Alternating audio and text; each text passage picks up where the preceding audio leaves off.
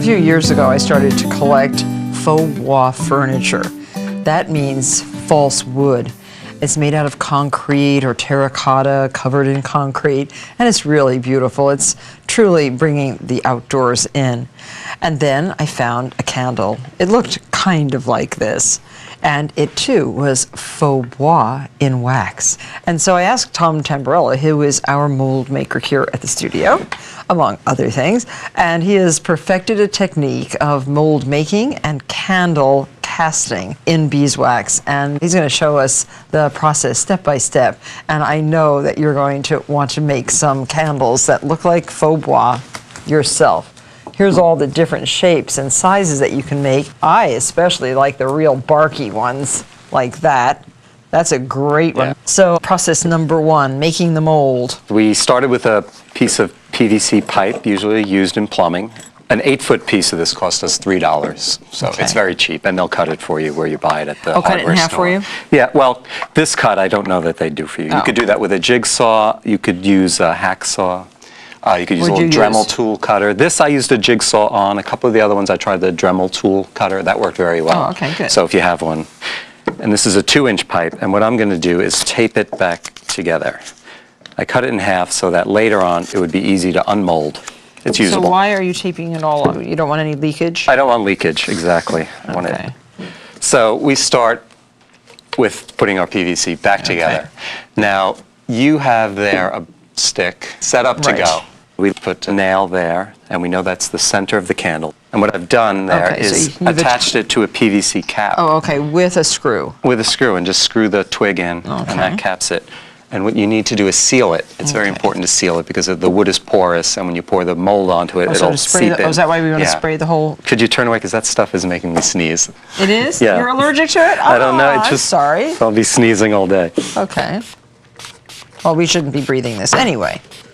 And all of these kinds of projects with materials that you're not really used to should be done in very well ventilated rooms. Yes.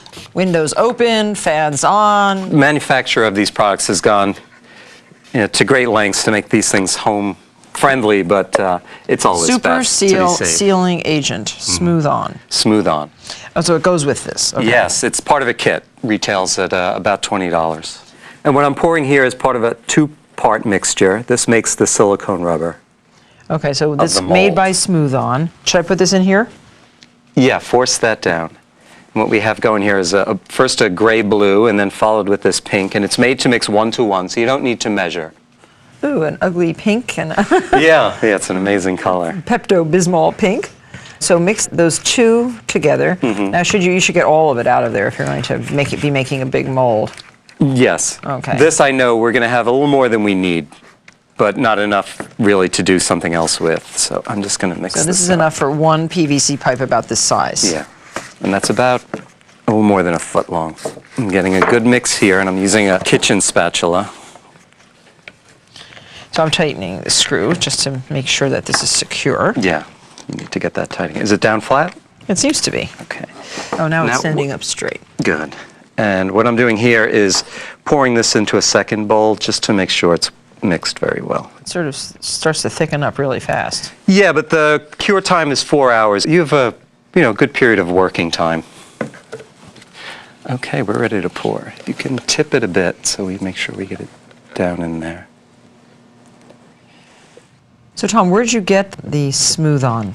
Well, I found it on the web. I contacted Smooth On. They have a website, smoothon.com. A lot of the better art stores carry their products. I know that I've bought their things in the past at Pearl Paint in New York. So those jars, do they come in larger size than that too, or is that the average size? This is called the sample size. I'm going to just tap it a little. Bubbles will and that's rise. Center. That's good. Yeah, that's right in the center. The weight of the silicone is holding it. Great. How excellent. So now 4 hours. Yeah, let that set at least 4 hours. So now we're going to reveal the mold, and it's already been cured. It's hard to the touch. Yeah, gonna unscrew. Oh, good. So you're just unscrewing the twig that's inside from the so I can pull this off. PVC pipe cover. Okay, there you go. Now we just get rid of some of this masking tape. and you'll have a valuable mold. Now just gently pry it. Ah, so we have something that looks like a rubber candle. Remember, what's inside is still the twig. Ah, there it is. So now we have to expose the twig. So we start there. Oh, and you're going to cut down just one side? Just one side. Yeah, you don't have to separate it because it's so flexible. So with your X-Acto knife, just cut right straight down one side. Release your twig. This is so much fun. And look at that. You can see all the little, you can see all the bark and all the little knots and branches. And that's it. Well, I want to show how to make a wick. That's important. Yeah, if you tried to put just the regular wick in, you cut a piece of wick a little longer than your candle. Right. And if you try to put just the string in there like this, it's all curling. There are also very important technical reasons for priming your wick, as it's called. Yes, so we're priming this, so it sticks into the wax. It won't move once it's in there. It becomes part of the wax as the hot wax goes in. It so melts I'm to dipping it into our wax.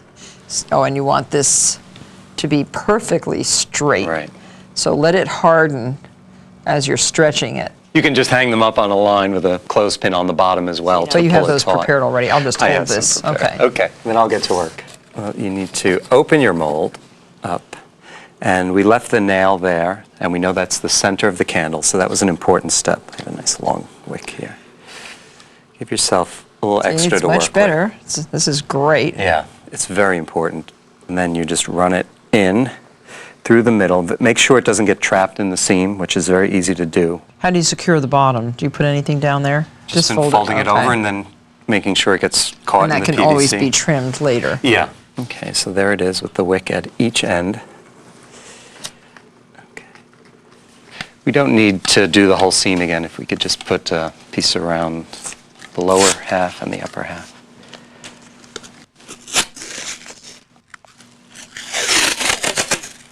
And again. I love this job. And the wax smells good because it's pure beeswax. Yeah. Now, have you put anything else other than beeswax in there? Dye. Okay, of course, the dye. I just used some dye. So here is pearl gray dye and a little chocolatey brown dye, a wonderful amber colored dye, and you can fool around with the color. Yeah, you don't know until you've played with it for a while.